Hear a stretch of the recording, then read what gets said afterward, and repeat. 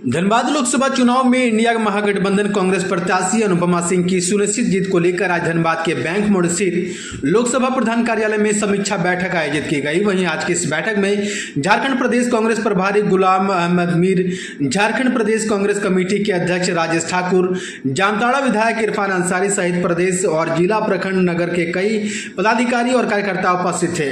वहीं मौके पर झारखंड प्रदेश कांग्रेस प्रभारी गुलाम अहमद मीर ने कहा कि देश में बदलाव की हवा चल रही है और निश्चित रूप से 2024 के लोकसभा चुनाव में देश में इंडिया महागठबंधन की सुनिश्चित सरकार बनेगी। साथ ही उन्होंने कहा कि हमारी सरकार बनते ही सरना धर्म कोड लागू करने की बात कही।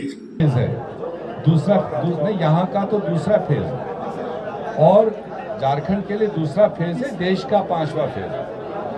तो अभी जब तक सारी सीटें नहीं होगी तो हम तो दूसरों की तरह फिगर नहीं बोलेंगे, मगर हमें इस बात का भरोसा है कि इस बार झारखंड वासी एक हिस्टोरिक जीत इंडिया गठबंधन के नाम से देंगे, क्योंकि झारखंड के साथ कुछ ज्यादतियां भी हुई।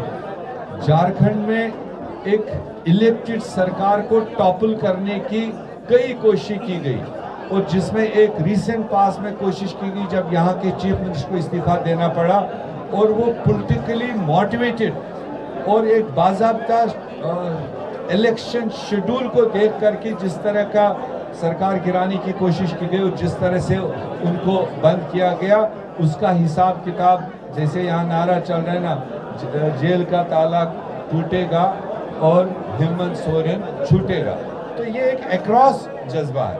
इसी तरह से जो झारखंड ट्राइबल्स के साथ में इनजस्टिस हुआ, यहाँ की कोलिशन सरकार ने सरना धर्म कोड के लिए बिल पास किया और वो गवर्नर के यहाँ से ही वापस कराई मोदी सरकार ने। वो नहीं चाहे कि इनको वो हक मिले, तो उसकी कमिटमेंट हमने इंडिया गठबंधन ने दी है कि जैसे हमारी सरकार बनेगी हम सरना धर्म कोड को यहाँ पर लागू करने का अहकाम करेंगे। मोदी जी बोल रहे हैं 400 का गारंटी वाली हिसाब है, तो क्या ईवीएम की भी कोई शंका है क्या? देखिए, मुझे लगता है इस बार जनता के दबाव में वो ईवीएम को भी नहीं छेड़ सकता है। और दूसरी बात उसमें चूंकि सुप्रीम कोर्ट ने कॉग्निजेंस ली है, कुछ हिदायत जो उन्होंने दिए हम अभी तक चुनाव में देख रहे हैं कि तकरीबन सुप्रीम कोर्ट के उन हिदायत के मुताबिक फिलहाल चल रहा है। आजकल कोई जादूगर नहीं है कि जो उसमें ये कर सकता है। हाँ, लोगों का अगर 50-50 रहता है तो उसमें गुंजाइश रहती। लोगों का फैसला एक तरफा है। आज भाजपा के खुद के लोग पोलिंग बूथ पर जाने के मतलब सिचुएशन में नहीं है, जनता के बीच में जाने की सिचुएशन में नहीं है। वो खुद फेल कर रहे हैं कि हमने 10 साल झूठ बोला, हमारे लीडर ने झूठ बोला, तो इसलिए हमें लोगों की हीट फेस करनी पड़ती है। तो इसलिए ऐसे में जनता होशियार है, झारखंड की जनता होशियार है, पॉलिटिकली होशियार है। हमें पूरा भरोसा है जो ये फैसला देंगे वो सर्वप्रथम है।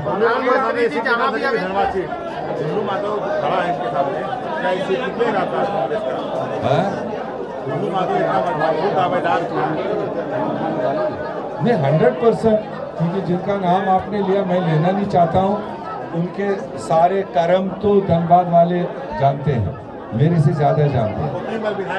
वो जहाँ भी रहा होगा, मगर धनबाद की नुमाइंदगी करने के हिसाब से नहीं है।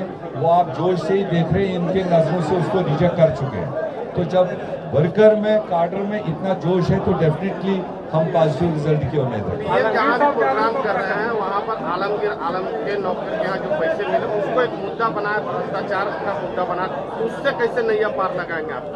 सभी चुनाव जगहों पे अजीत पवार का नाम सुना है आप लोगों ने? अजीत पवार का नाम सुना है? अगर सुना है तो बताइए।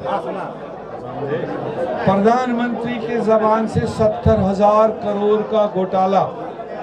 प्रधानमंत्री एक दिन पहले महाराष्ट्र में जाकर कहते हैं कि यहाँ सबसे बड़ा घोटालेबाज 70,000 करोड़ का घोटाला अजीत पवार ने किया। दूसरे दिन शाम को वो भारतीय जनता पार्टी का उप मुख्यमंत्री बनता है। पहले उसका जवाब दें। झारखंड में इससे कैसे करेंगे जो बार-बार ये आरोप? बस इतना ही जवाब है।